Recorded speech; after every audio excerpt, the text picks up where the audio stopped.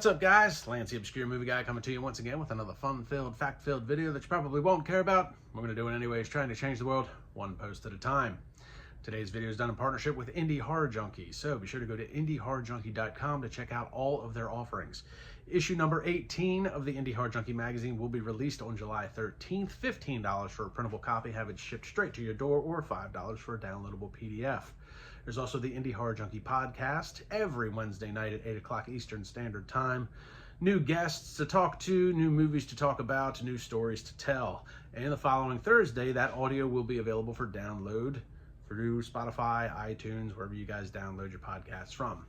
There's also the Indie Horror Junkie Film Festival, which is going to be showcasing horror films at MegaCon in March of 2026. So if you have a horror short or a horror feature film and want to see if it can get shown at the film festival, go to filmfreeway.com, look up MegaCon Indie Horror Junkie Film Festival. You can also email them at indiehorrorjunkie@gmail.com. Now let's dive in today's video.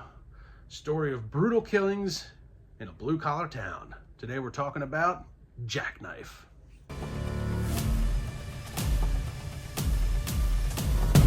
Hey!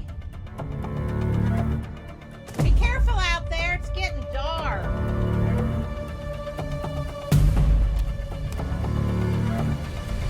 One more day of school. Hell yeah. I believe we're almost done.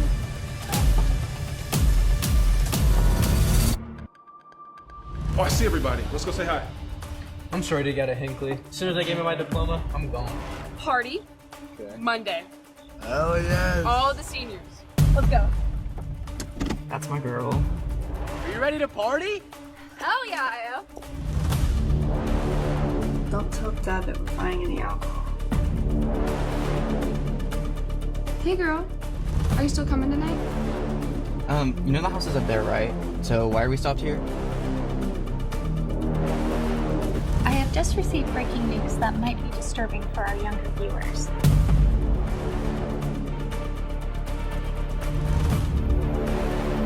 Did you hear that thing on the news about that? I found a dead body in the ditch. You're not going that way, are you? No, we're on the other side of town. Haven't you heard? There's a killer on the loose.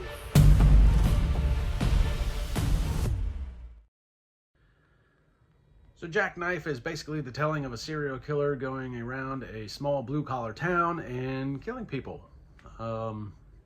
Pretty much at random. There's not much to the plot besides that. There's a couple of subplots that kind of try to correlate with it, but that's really the main avenue of the film. This film, it is a low-budget independent horror film, and they were very ambitious in what they tried to do, so I commend them for that. If you're into body counts and a lot of killings, this movie's for you. I mean, there's 5 kills just in the first 25 minutes. I mean, you're getting a kill every 5 minutes. The pacing's pretty good in this film.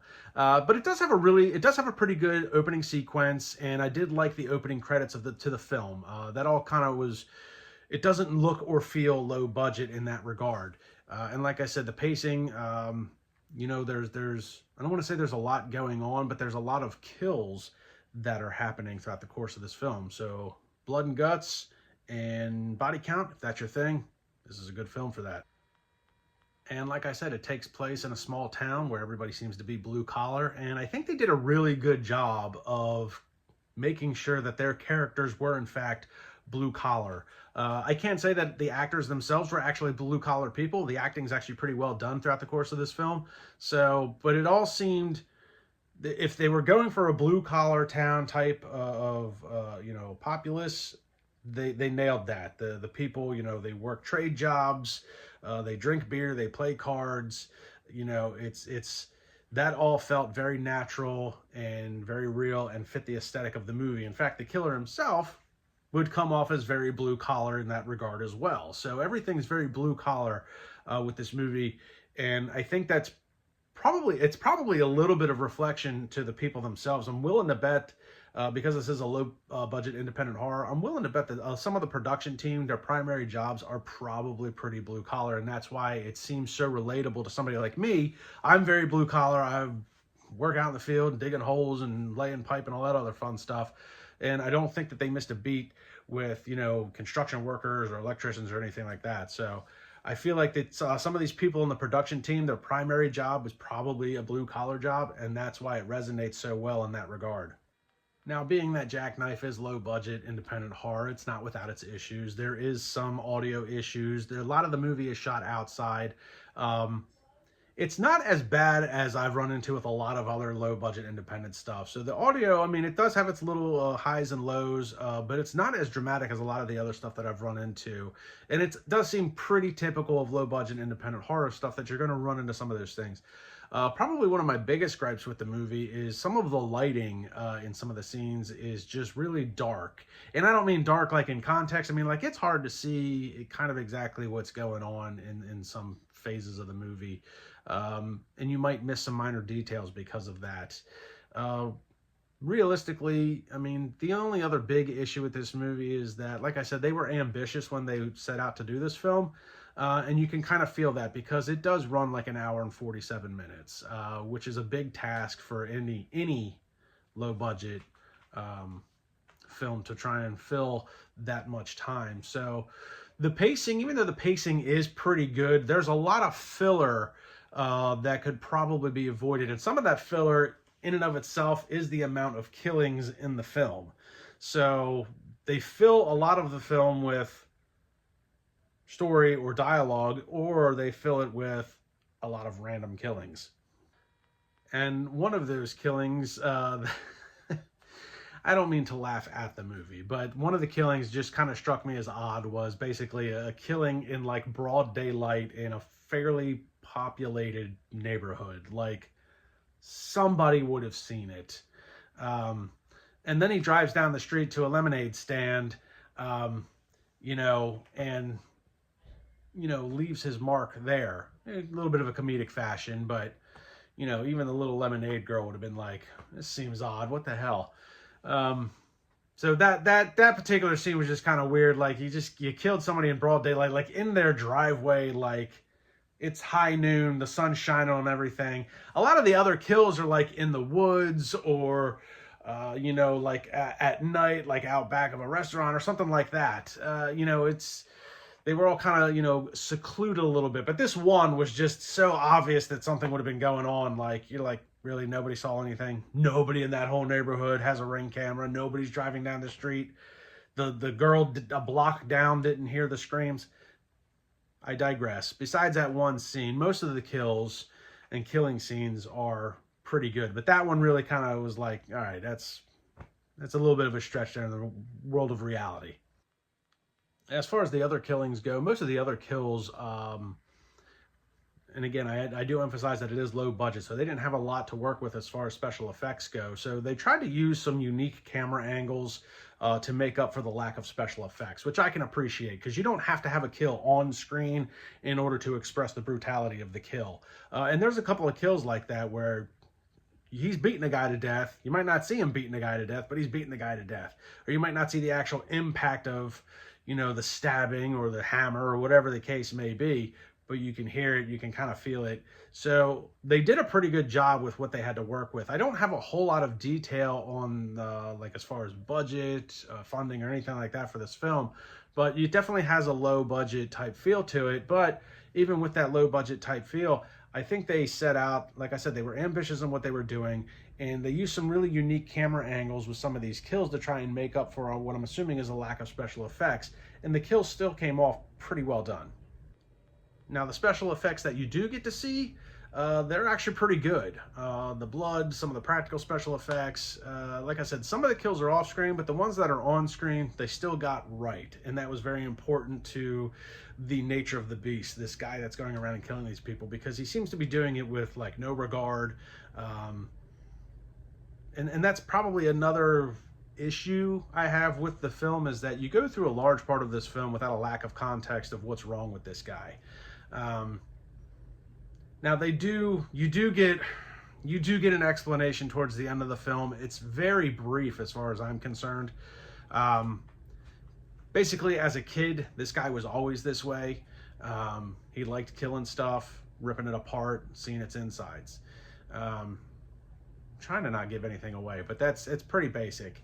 I think what would have been cool is if even with that character type, if they would have, like, in the beginning of the movie, maybe like shown, like maybe had like a little kid like killing a rabbit and ripping it apart.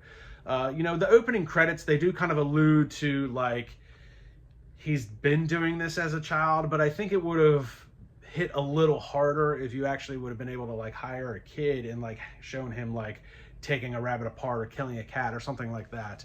But despite that, you get this brief explanation of you know, a little bit of background from the killer himself, Jaknife, as to what he is and why he is. But it's very brief, and I think they could have expanded on that a little bit more. With as much filler as they had in this film, that would have been one of the things to actually use for filler, is a better explanation of that.